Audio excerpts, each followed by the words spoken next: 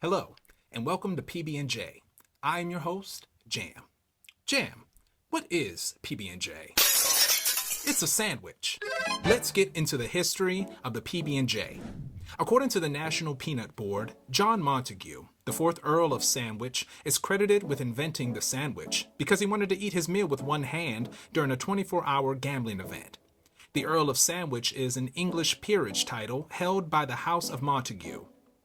The title is associated with Sandwich, Kent, a major English port at the time, which the Montague family business was stationed. The story begins with the 3 essential parts of the PB&J: peanut butter, jelly, and bread. First, let's start with bread. The significance of the bread component in the PB&J sandwich is the invention of pre-sliced bread in the early 1900s. Otto Frederick Rohwedder invented a bread slicer, but bakers were not interested because they thought no one would want their bread pre-sliced. Rohwedder kept refining his invention and changing things until it was ready to use in bakeries. He advertised the machine as the greatest step forward in baking since bread was wrapped. Later, the slogan evolved into the greatest thing since sliced bread. Sliced bread proliferated. Soon, people were looking for spreads to use with this newfound wonder food. Next, let's look at jelly. In the case of the quintessential American PB&J sandwich, the most important person in this part of the story is a man named Paul Welch. In 1917, Welch secured a patent for pureeing grapes and turning them into jelly. He developed and advertised Grape Blade from Concord grapes. This was popular with America's troops in World War I. When soldiers came home after the war, it was popular to spread Grape Blade on bread. And finally, there's peanut butter.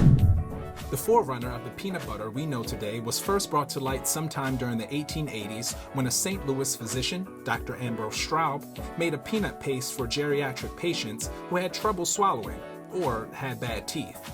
Around the same time, Dr. John Harvey Kellogg, same as the cereal, was the first to patent a process for manufacturing peanut butter.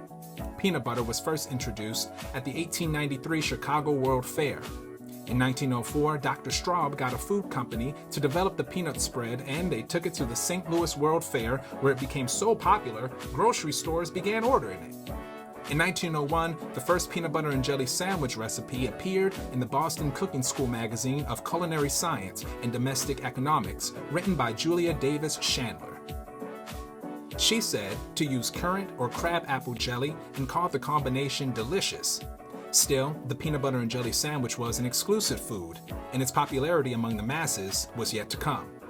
As Grape Blade and pre-sliced bread became popular, another breakthrough happened with peanut butter. Commercial brands found a way to create creamier peanut butter that didn't stick to the roof of the mouth so easily. And during the Great Depression of the 1930s, families discovered peanut butter provided a satisfying, high-protein, less expensive meal. But the major event that took the peanut butter and jelly sandwich over the top in popularity was World War II. Peanut butter and jelly were on the U.S. military ration menus in World War II. Peanut butter was a high-protein, shelf-stable ingredient and easily portable on long marches. Grape Blade had already accompanied soldiers in the First World War and added a sweetness to the sandwich. With pre-sliced bread so easy to use, the natural inclination was to combine these 3 items, and before long, the good old PB&J was part of the American soldier's life. So Jam, are we making sandwiches here? Well, yes and no.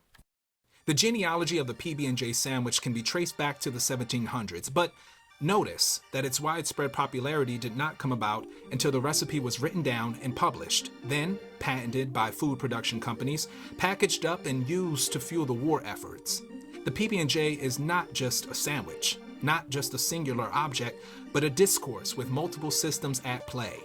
The process of how ideas become the word, how the word gets out or is broadcasted, the systems that it goes through, media, economics, public policy, to become a way of life, culture, or tradition. And so, this PB&J is a platform to broadcast just about anything having to do with the interrogation, celebration, deconstruction of how, through our everyday lives, we are engaging with these processes. It's also really just on brand. PB&J, Jam, stick around. And that's all we have for you today here at PB&J. I am your host, Jam.